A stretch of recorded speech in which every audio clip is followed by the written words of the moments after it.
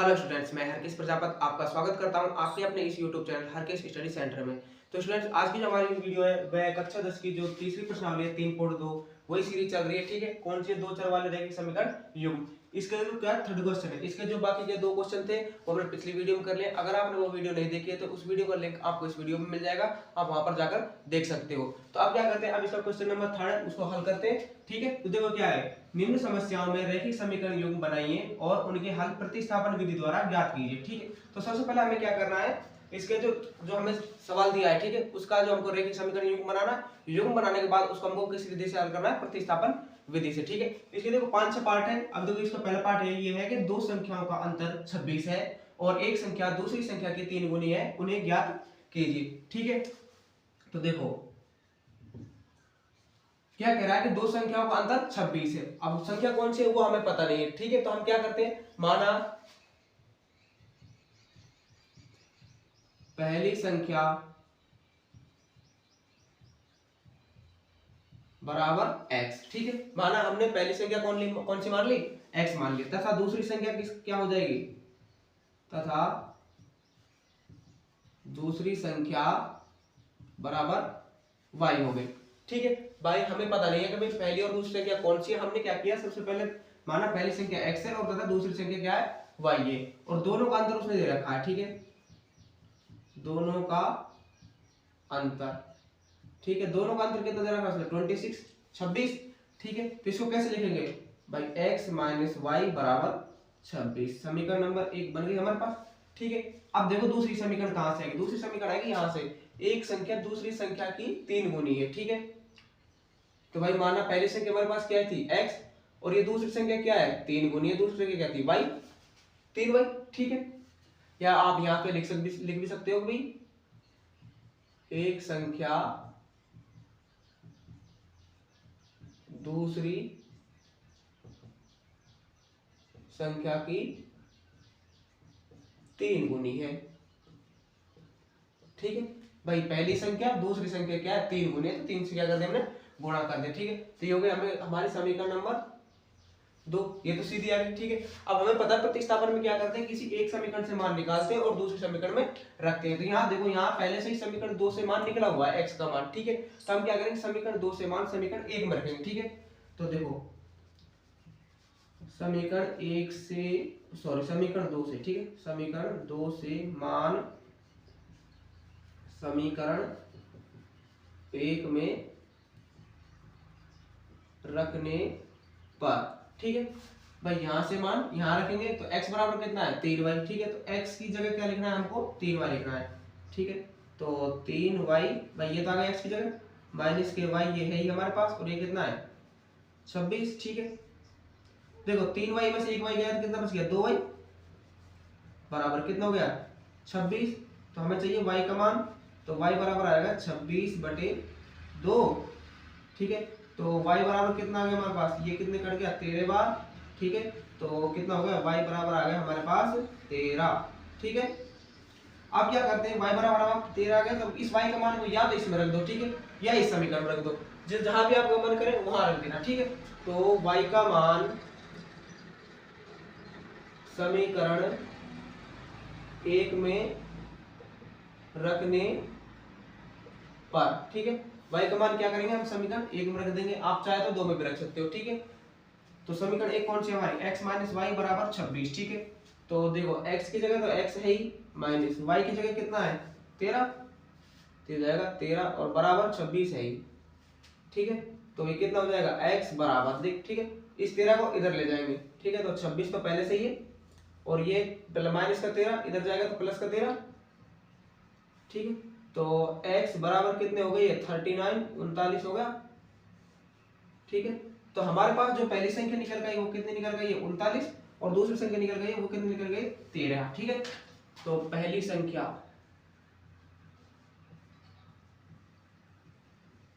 है बराबर 39 तथा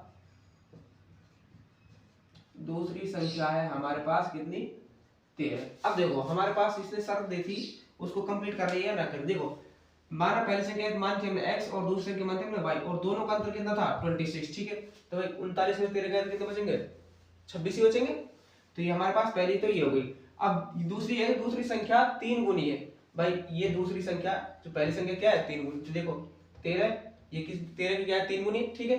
तो ये हो गया हमारे पास जो समीकरण, सॉरी जो क्वेश्चन नंबर 3 का फर्स्ट पार्ट, ठीक है। अब देखते हैं इसका सेकंड पार्ट। तो स्टूडेंट्स इसके बाद जो इसका नेक्स्ट पार्ट है वह है कि दो संपूरक कोणों में बड़ा कोण छोटे कोण से 18 डिग्री अधिक है, उन्हें ज्ञात कीजिए, ठीक है। तो हमें क्या एक शर्त दे रखी है कि भाई जो छोटा कोण है वो 18 कोण, बड़ा कोण है वो 18 डिग्री अधिक है छोटे कोण से, ठीक है। तो हमें क्या करना है, उनको ज्ञात करना है, ठीक है। तो ज्ञात करने के लिए क्या करते हैं, जो हमें दिया नहीं तो उसको क्या करते हैं, हमको मानते हैं, ठीक है। तो माना बड़ा कोण बराबर कितने डिग्री का है, x डिग्री का, तथा छोटा कोण कितने डिग्री का है, y डिग्री का। ये क्या कर लिया हमने, मान लिया है। अब देखो ये कह रहा है कि बड़ा कोण छोटे कोण से 18 अधिक है। भाई बड़ा कोण छोटे कोण से कितना अधिक है, 18 डिग्री अधिक है। भाई जो बड़ा कोण है वो इतने जब तो बराबर हो जाएगा जब यहाँ 18 ऐड करेंगे, ठीक है। तो ये क्या हो गया, x माइनस वाई बराबर 18। समीकरण नंबर 1 तो ये हो गए। और एक चीज हम जानते ही हैं, चूंकि हम जानते हैं कि दो संपूरक कोणों का योग कितना होता है, 180 डिग्री होता है, ठीक है। ये छोटी कक्षा में पढ़ाया जाता है। भाई दो संपूरक कोणों का योग कितना होता है, 180 डिग्री होता है। तो हमारे पास पहला कोण कितना है, x डिग्री, और दूसरा कोण कितना है, y डिग्री। तो दोनों कोणों को जोड़ेंगे तो हमारे पास कितना आएगा, 180 डिग्री, ठीक है। समीकरण नंबर 2, ठीक है। अब समीकरण 1 से मान निकालो तो समीकरण 2 में रख दो, और समीकरण 2 से मान निकालते हो तो समीकरण 1 में रख दो, ठीक है। तो हम क्या करते हैं, समीकरण 1 से करते हैं, ठीक है। समीकरण 1 से x का मान निकालेंगे तो x बराबर 18, तो यहाँ है ये माइनस का इधर जाएगा तो प्लस का हो जाएगा y, ठीक है। अब x का मान समीकरण 2 में रखने पर, ये चीज हमेशा याद रखना, भाई समीकरण 1 से मान निकाला है तो समीकरण 2 में उसका मान रखना, समीकरण 1 में मत रख देना, नहीं तो मान क्या हो जाएगा, शून्य हो जाएगा, ठीक है। अब देखो x का मान क्या करेंगे, समीकरण 2 में रखेंगे, यहाँ पे रखेंगे समीकरण 2 का, समीकरण 2 में, ठीक है। तो x की जगह कितना है, 18 प्लस वाई, 18 प्लस वाई, और प्लस के y आगे है बराबर 180 यानी कि 180, ठीक है। तो देखो ये कितना हो गया, 2y, और ये कितना है 180 डिग्री, ठीक है। और इसको 18 को क्या करेंगे, इधर ले जाएंगे, ठीक, पक्षांतर हो जाएगा माइनस के 18, ठीक है। तो कितना हो जाएगा, 2y बराबर, इसमें 180 में से 18 गए तो कितने बच गए, 162 ही बचेंगे, ठीक है। तो y बराबर कितना आ जाएगा हमारे पास, 162 बटे 2 से ये कैंसिल हो गया, कितनी बार, 81 बार, ठीक है। तो y बराबर आ गया हमारे पास 81, ठीक है। अब क्या करें, y का मान समीकरण 2 में रखने पर या समीकरण 1 में रखने पर, ठीक है। y का मान समीकरण 1 में रखने पर, y का मान समीकरण 1 में रखेंगे, कहाँ समीकरण ये रहे, ठीक है।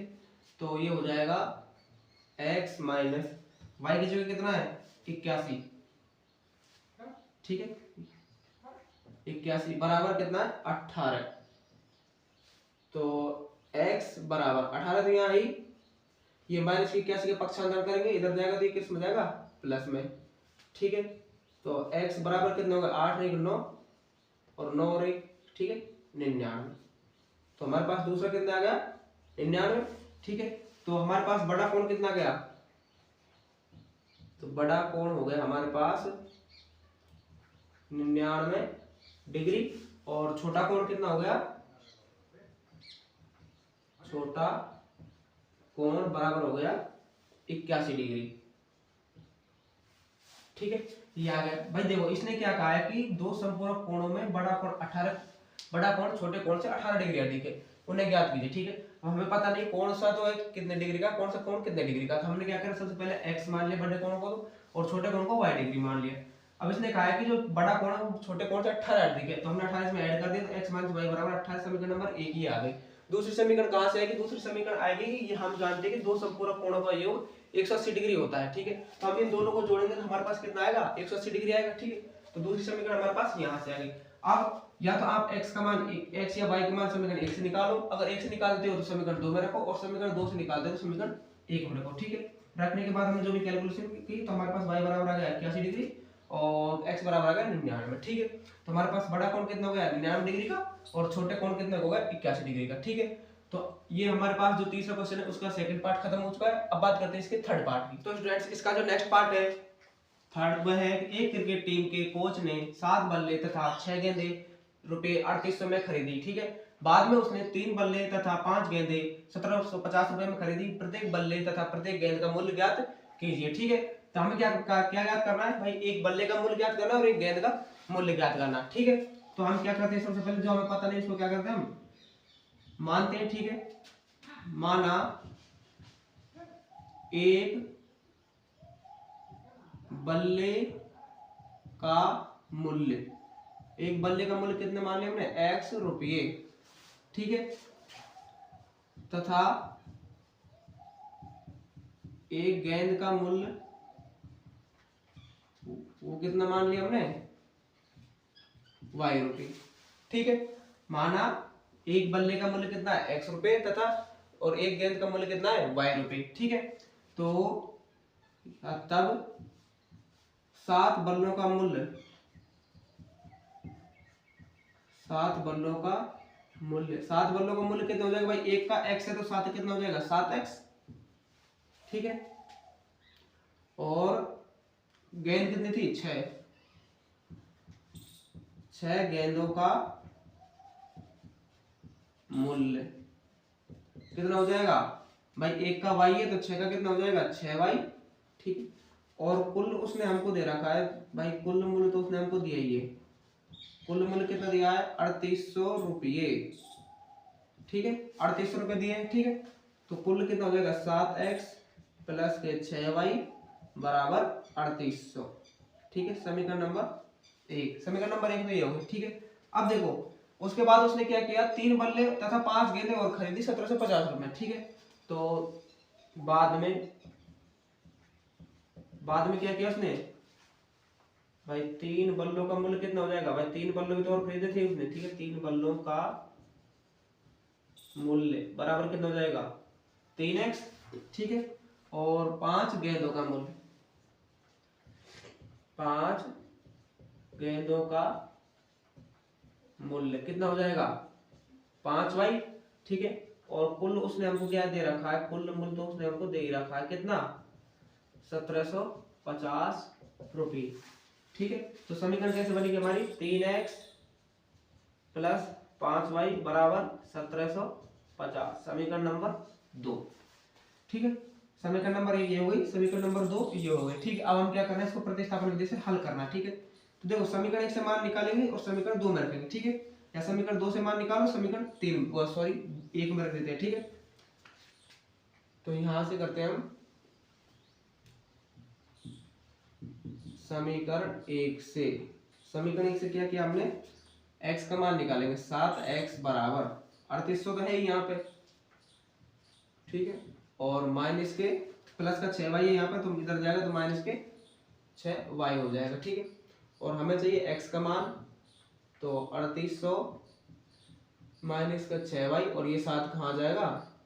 बटे में आ जाएगा। ठीक है, अब क्या करना है? इस x के मान को समीकरण नंबर 2 में रखना है। ठीक है, x के मान को समीकरण 2 में रखने पर, ठीक है, समीकरण 2 कहाँ है हमारी?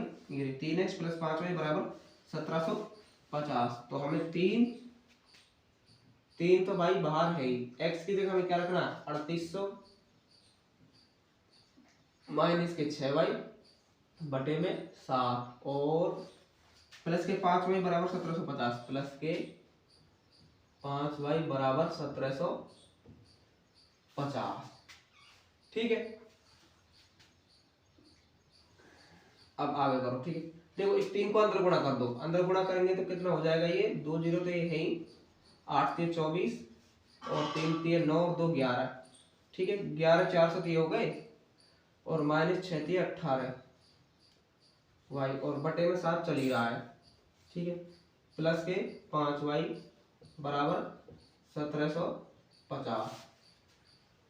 ठीक है, तो देखो 1140। अब देखो क्या कर, एलसीएम ले लो सबका पहले, तो एलसीएम कितना आ जाएगा, 7 एलसीएम आ जाएगा। ठीक है, 7 एलसीएम आ गया तो देखो ये तो इतना ही रह जाएगा, 1100 सॉरी 11 400 माइनस 18y प्लस यहाँ एक रख देंगे, एक का भाग 7 देंगे, 7 बार 7 गुना 5 करेंगे तो 35y, ये हो जाएगा 35y बराबर। ठीक है, ये 1750 हमारे पास है ही।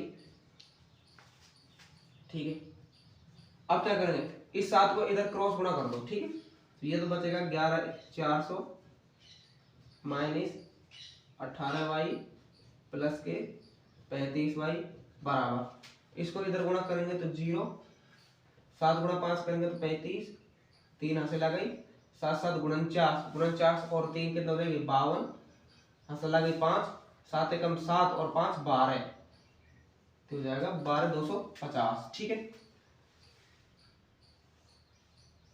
देखो माइनस का 18y और प्लस के 35y, तो यहाँ तो 17y बच गए बराबर। ठीक है, 12 250 यहाँ है माइनस 11 400 ये रहा।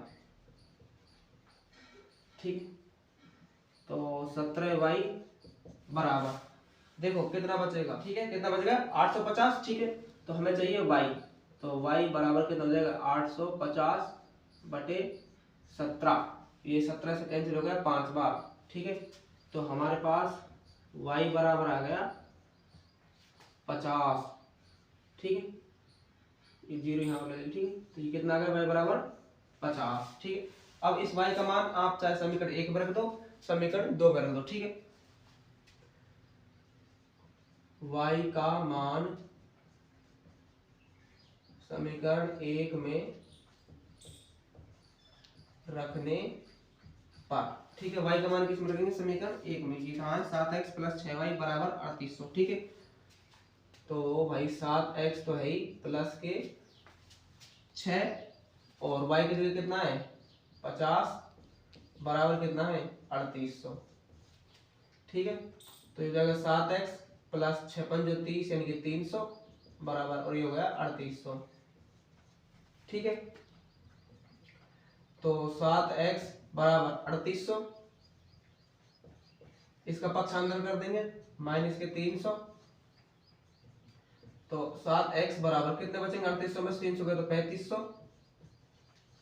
ठीक है, और 7x बराबर कितना हो गया, सॉरी x बराबर कितना हो जाएगा 3500 बटे 7, तो x बराबर कितना आ जाएगा 7 पतु 35 यानी कि 5 से बार कट गया। ठीक है,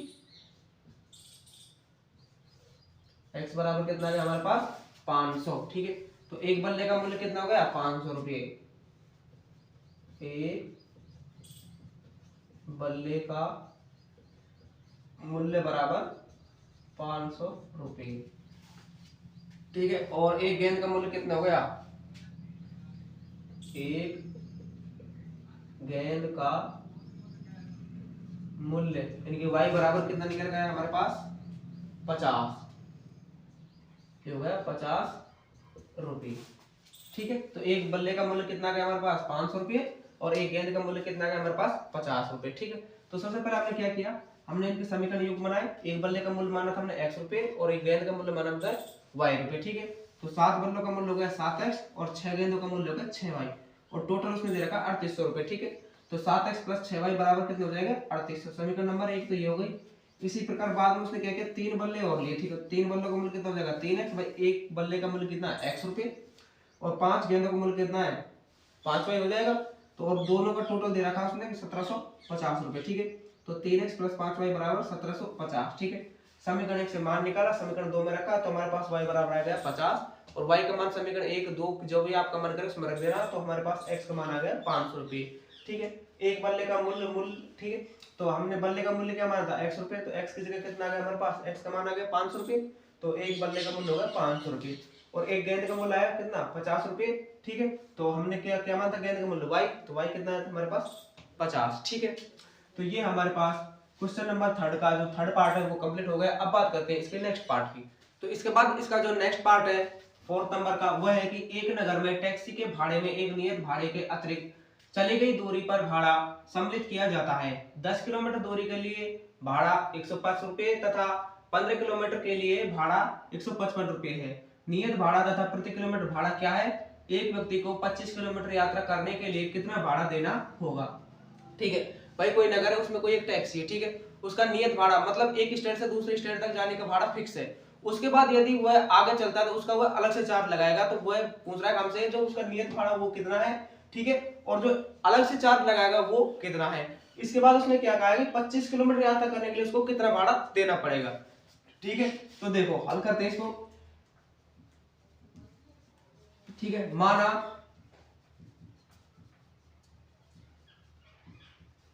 टैक्सी का नियत भाड़ा मतलब फिक्स भाड़ा, ठीक है, बराबर है x रुपये, ठीक है। भाई उसका जो नियत भाड़ा है वो फिक्स है, वो कितना है x रुपये, तथा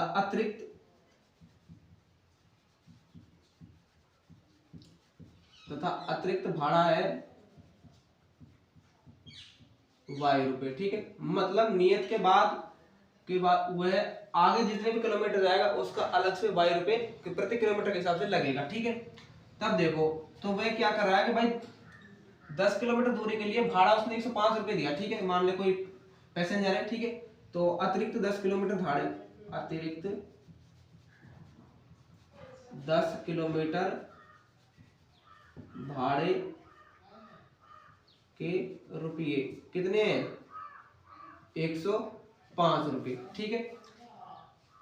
कितना अतिरिक्त चला हुआ 10 किलोमीटर, तो मतलब देखो कितना हो गया x प्लस 10 किलोमीटर अतिरिक्त चला तो 10 गुना y हो गया, और बराबर टोटल उसने कितने दिए 105 रुपए दिए उसने टोटल, ठीक है। अब देखो समीकरण नंबर 1 2 ये हो गई। अब देखो समीकरण नंबर 2, 15 किलोमीटर चलेगा तो उसके लिए 155 भाड़ा अलग से लगेगा, ठीक है। तो कितना है 15 किलोमीटर के लिए, 15 किलोमीटर के लिए अतिरिक्त भाड़ा, 15 किलोमीटर के लिए अतिरिक्त भाड़ा कितना दिया था उसने 155 रुपए, ठीक है। भाई नियत तो उसने दिया ही था, लेकिन 15 किलोमीटर के लिए 155 टोटल करके उसने दिए थे, ठीक है, प्रति किलोमीटर के हिसाब से। तो दूसरा कितना हो गया हमारे पास x प्लस 15 y बराबर 155, समीकरण नंबर 2, ठीक है। अब क्या करेंगे, समीकरण 1 से मान निकालेंगे, समीकरण 2 में रखेंगे, ठीक है। समीकरण 1 से क्या करेंगे, x बराबर भाई 105 तो है ही, माइनस 10 इधर चला जाएगा तो 10 y हो जाएगा, ठीक है। अब इस मान को समीकरण नंबर 2 में रखेंगे, ठीक है। x के मान को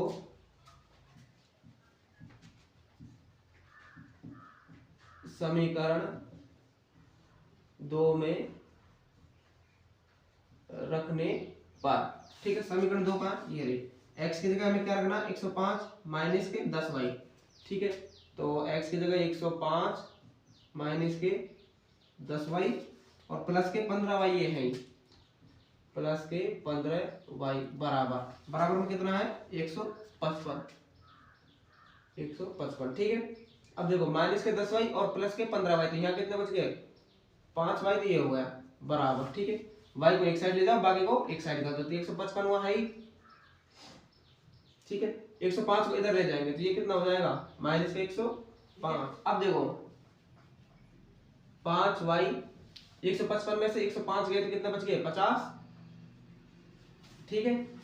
तो y बराबर कितना आ जाएगा हमारे पास 50/5 और 5 दही 10, कितने बार कट गए 10 बार, तो y बराबर कितना आएगा हमारे पास 10, ठीक है। y का मान तो आ गया 10। अब इस y के मान को समीकरण इसमें रख दो, चाहे इसमें रख दो या फिर इसमें रख दो, ठीक है, जहां भी आपको मन कर वहां रख दो, ठीक है। तो y का मान समीकरण 1 में रखने पर, y का मान समीकरण 1 में रखने पर एक कहाँ है ना, x प्लस बाई 10 और y की जगह कितना है 10 बराबर 105।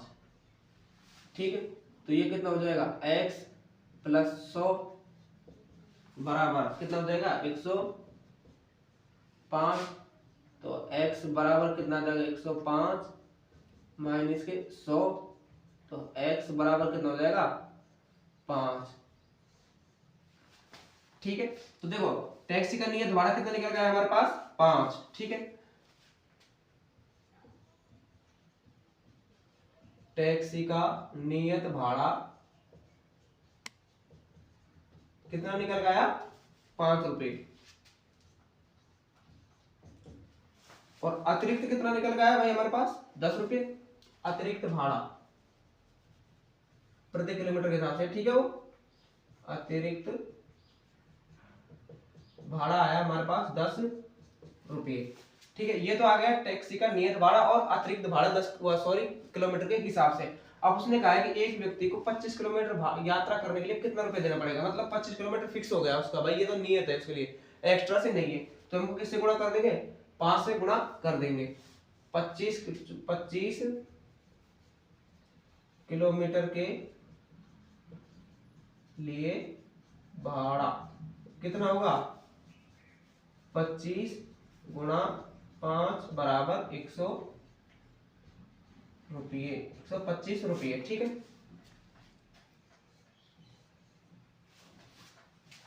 तो सबसे पहले हमने क्या किया कि हमने जो टैक्सी का नियत भाड़ा था वो माना था x रुपए, और जो एक्स्ट्रा में चल रहा था प्रति किलोमीटर के हिसाब से उसको माना था हमने y रुपए। ठीक है, 10 किलोमीटर चला तो उसने टोटल दिया था 105 रुपए, मतलब 10 गुणा x प्लस 10y बराबर 105 रुपए, और 15 किलोमीटर के लिए इसने दिए थे टोटल 155 रुपए, तो x प्लस 15y बराबर 155 रुपए। ठीक है, फिर सेम वही कैलकुलेशन, समीकरण 1 से मान निकालो, समीकरण 2 में रखो, जो भी मान आए उसे किसी और मान रख देना। ठीक है, उसके बाद आपके पास x और y का मान आ जाएगा। ठीक है, तो ये यहाँ पर क्वेश्चन नंबर 3 का जो 4th पार्ट है वो कंप्लीट हो चुका है। अब बात करते हैं इसके नेक्स्ट पार्ट की। तो इसके बाद जो इसका नेक्स्ट पार्ट है 5th नंबर का, ठीक है, वह है कि यदि किसी भिन्न के अंश और हर दोनों में 2 जोड़ दिया जाए तो वह 9/11 हो जाती है। यदि अंश और हर दोनों में 3 जोड़ दिया जाए तो वह 5/6 हो जाती है। वह भिन्न ज्ञात कीजिए। भाई कोई भिन्न है, ठीक है, उसके अंश में हर में एक बार तो वह 2 जोड़ रहा है। ठीक है, उसके बाद 2 जोड़ने के बाद हमारा क्या प्राप्त होता है कि 9/11 हो जाती है वह भिन्न। ठीक है, इसके बाद वह क्या कर रहा है कि अंश में हर में 3 जोड़ रहा है। 3 जोड़ने के बाद हमें क्या आ रहा है 5/6। ठीक है, तो हमें क्या करना है वो भिन्न ज्ञात करनी है। ठीक है, तो सबसे पहले क्या करेंगे हम, जो भिन्न है उसके अंश और हर को मानेंगे। ठीक है, फिर आगे हल करेंगे। ठीक है, माना अंश बराबर है x। ठीक है, माना अंश x है, ठीक, तथा हर बराबर है y। ठीक है, तो हमारे पास भिन्न कैसे बन जाएगी, तो भिन्न हो जाएगी हमारे पास, भिन्न हो जाएगी x/y। ठीक है, ऐसे ही होती है भिन्न। अब देखो, अब क्या कह रहा है, यदि दोनों में 2 जोड़ दिया जाए, मतलब अंश और हर दोनों में, अंश और हर दोनों में 2 जोड़ दिया जाए तो वह 9/11 हो जाती है। ठीक है, अंश व हर में 2 जोड़ने पर क्या हो जाता है भाई x प्लस 2 y प्लस 2 बटे कितना हो जाता है वो 9/11 हो जाती है वह भिन्न। ठीक है, इनको क्या करो क्रॉस गुणा कर दो, मतलब वज्र गुणा कर दो, इसको तो इससे कर दो, इसको इससे कर दो। ठीक है, 11 को इससे करेंगे तो 11x और 11 दूनी 22 बराबर, इसको इससे करेंगे तो 9y और 9 दूनी 18। ठीक है, तो 11x, इस y को इधर ले जाओ, 9y, ठीक है, बराबर 18 यहाँ है ही, माइनस के 22 इधर चला जाएगा ये। ठीक है, तो ये हो गया 11x माइनस के 9y बराबर माइनस के 4, समीकरण नंबर 1। ठीक है, ये आ गया हमारे पास समीकरण नंबर 1 जब 2 जोड़ दिया जाए। ठीक है, उसके बाद है, बाद में क्या कर रहा है वो, बाद में 3 जोड़ दिया जाए तो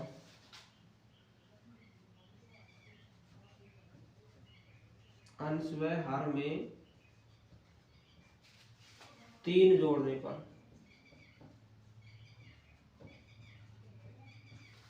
अंश व हर में क्या करेंगे 3 जोड़ेंगे हम, तो x प्लस के 3 और y प्लस के 3 बराबर कितनी बन जाती है हमारे पास, वो वैल्यू हो जाती है 5/6। तो हो जाएगी 5/6। इसको भी क्या करते हैं क्रॉस गुणा करते हैं, इसको इससे गुणा कर देते हैं, इसको इससे गुणा कर देते हैं। तो ये कितना 6x प्लस 18 बराबर 5y और 5 से करेंगे 3 को प्लस के 15। ठीक है, और यहाँ इतना ही हो जाएगा। ठीक है, अब देखो 6x और 20 को जो अचर पद है उनको एक साइड ले जाओ। 6x माइनस के 5y बराबर 15, इसको इधर ले जाओ तो माइनस के 18। ठीक है, तो हमारे पास आएगा 6x माइनस के 5y बराबर माइनस के 3, समीकरण नंबर 2। ठीक है, ये हो गया समीकरण नंबर 2 और समीकरण नंबर 1। ठीक है, सबसे पहले हमने x और y क्या मान दिया, अंश व हर। अंश व हर मानने के बाद पहले 2 जोड़ा तो हमारे पास अंश व हर में, तो हमारे पास क्या है 2/11। 3 जोड़ने के बाद हमारे पास क्या आया 5/6 आया। ठीक, अब हमें x और y का मान निकालना है। ठीक है, किस विधि से, प्रतिस्थापन विधि से।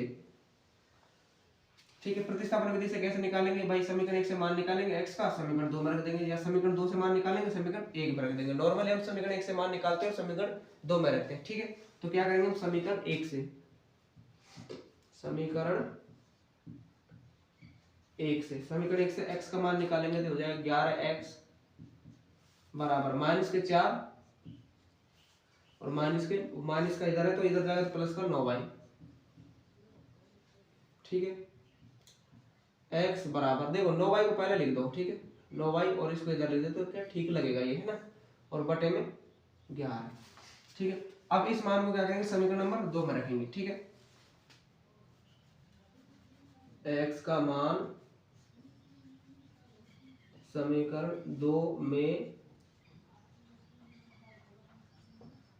रखने पर। ठीक है, समीकरण 2 में रखेंगे तो कहा समीकरण 2 ये रही 6 तो हमारे पास है ही।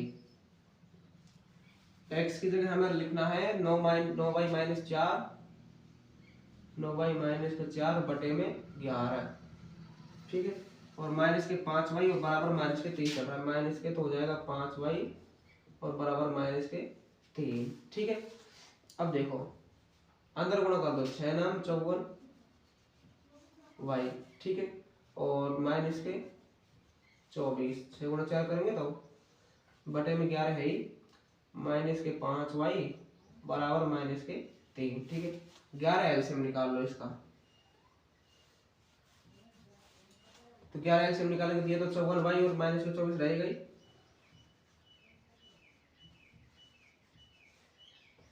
इसके नीचे 1 रख देंगे, 1 का भाग 11 में देंगे तो 11 बार 11 पंजा 55 माइनस के 55 y बराबर माइनस के 3 है ही। ठीक है, अब अगर इस 11 को इधर गुणा कर दो 3 से। ठीक है,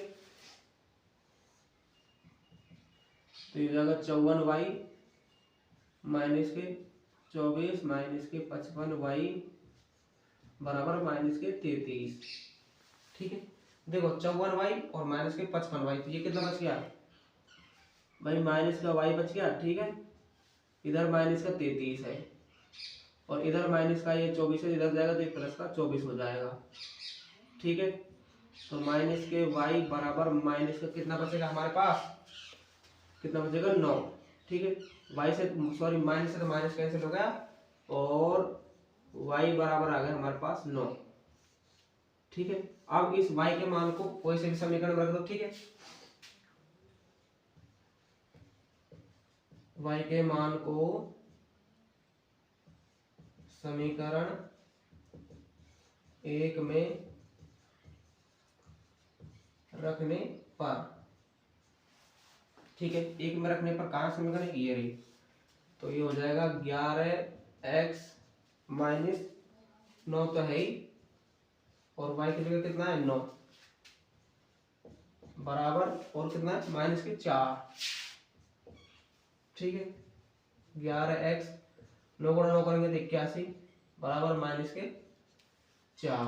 ठीक है, तो ये 11x बराबर माइनस के 4 और माइनस के इधर जाएगा तो ये जाएगा प्लस का 81।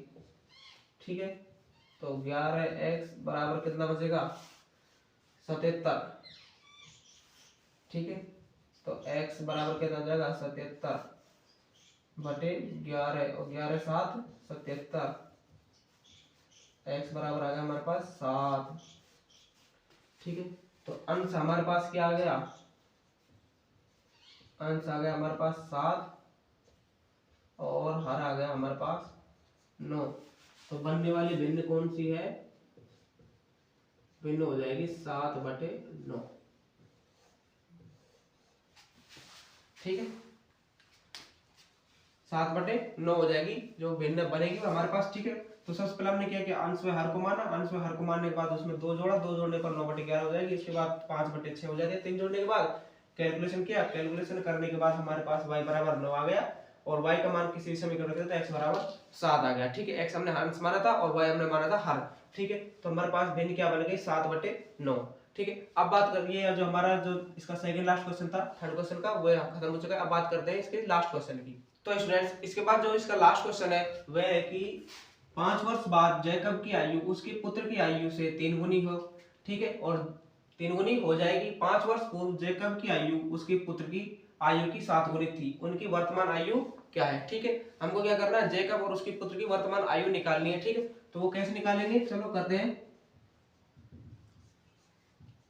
माना जैकब की वर्तमान आयु बराबर है x वर्ष। ठीक है, माना उसकी जो प्रेजेंट आयु, प्रेजेंट एज है, ठीक है, वर्तमान आयु वह है x वर्ष। ठीक है, तथा पुत्र की वर्तमान आयु वो कितनी हो जाएगी y वर्ष। ठीक है, अब देखो अब क्या कह रहा है, 5 वर्ष बाद, 5 वर्ष बाद जैकब की आयु उसके पुत्र की आयु से 3 गुनी हो जाएगी। मतलब 5 वर्ष बाद, मतलब x प्लस 5। ठीक है, मतलब अब से 5 वर्ष बाद तो ऐड ही होगा। ठीक है, बराबर, और ये y प्लस 5 कितनी हो जाएगी, पुत्र की आयु से 3 गुनी हो जाएगी। तो हम क्या करेंगे, इसके 3 से गुणा कर देंगे। ठीक है, तो हो जाएगा x प्लस 5 बराबर 3y प्लस के 15। ठीक है, 3 गुणा 5 करेंगे तो 15, तो x इसको इधर ले आओ माइनस के 3y। ठीक है, 15 ये है, इसको इधर ले जाओ माइनस के 5। x माइनस के 3y बराबर 15 में 5 गए कितना बच गया 10। समीकरण नंबर 1 ये हो गई। ठीक है, अब देखो इसके बाद वगैरह 5 वर्ष पूर्व, 5 वर्ष पूर्व मतलब जो अब उनकी आयु उससे 5 वर्ष पहले। ठीक है, तो आयु बढ़ जाएगी। ठीक है, तो कितनी घटेगी, x में से तो 5 घटा दो। ठीक है, इसी प्रकार y में से 5 घटा दो। ये तो इनकी 5 वर्ष बाद की आयु, लेकिन उससे और कह रहा है कि उसकी आयु पुत्र की आयु की 7 गुनी थी।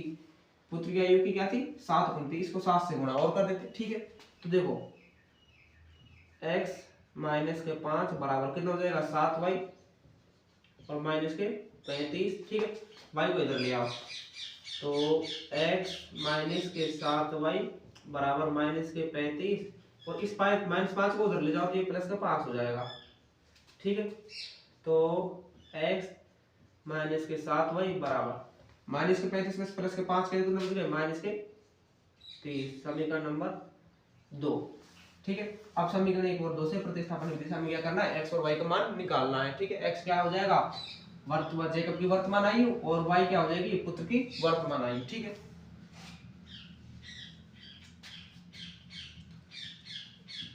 समीकरण 1 से, समीकरण 1 से मान निकालेंगे हम। कहाँ समीकरण 1 ये रहे, सॉरी ये रहे, x माइनस के 3y, x का मान निकालेंगे यहाँ से, x बराबर 10, ये माइनस का 3y उधर जाएगा तो प्लस के 3y हो जाएगा। ठीक है, अब x का मान समीकरण 2 में रखने पर x का मान समीकरण 2 में रखने पर, ठीक है। समीकरण 2 कहाँ है, ये रही। x का मान रखो तो देखो 10 प्लस के 3y ये हो जाएगा x का मान, ठीक है। और माइनस के 7y और है, माइनस के 7y बराबर माइनस के 23, ठीक है। देखो प्लस के 3y और माइनस के 7y, तो माइनस के तो 4y ये बच गया, ठीक है। ये माइनस के 30 है, ठीक है। इसको इधर ले जाएंगे तो ये भी माइनस में हो जाएगा, माइनस के 10, तो ये माइनस के 4y बराबर ये कितना हो जाएगा, माइनस के 40। तो y बराबर क्या आ जाएगा हमारे पास, माइनस के 40 बटे माइनस के 4। माइनस से तो माइनस कैंसिल हो गया और 4 से 40 कैंसिल हो गया, कितने बार, 10 बार, ठीक है। तो y बराबर कितना आ जाएगा हमारे पास, 10। अब y का मान कहीं भी रख दो आप, ठीक है। y का मान समीकरण 1 में रखने पर, y का मान समीकरण 1 में रखने पर, समीकरण 1 कहाँ है, ये रही, ठीक है। तो x माइनस के 3 और y की जगह कितना है, 10, ये हो जाएगा भाई 10 बराबर कितना है, 10 ही बराबर में, ठीक है। तो x माइनस के हो जाएगा 30 बराबर 10, तो x बराबर 10, ये माइनस का 3 है, 30 है सॉरी, इधर इधर ले जाएंगे तो ये प्लस का 30 हो जाएगा, ठीक है। तो x बराबर कितना हो जाएगा, 40। x और y का मान आ गया, ठीक है। तो अब क्या है, जैकब की वर्तमान आयु क्या मानते हैं हमने, x वर्ष, तो ये कितने हो जाएगा, 40 वर्ष। जैकब की वर्तमान आयु कितनी हो गई, 40 वर्ष, ठीक है। और पुत्र की वर्तमान आयु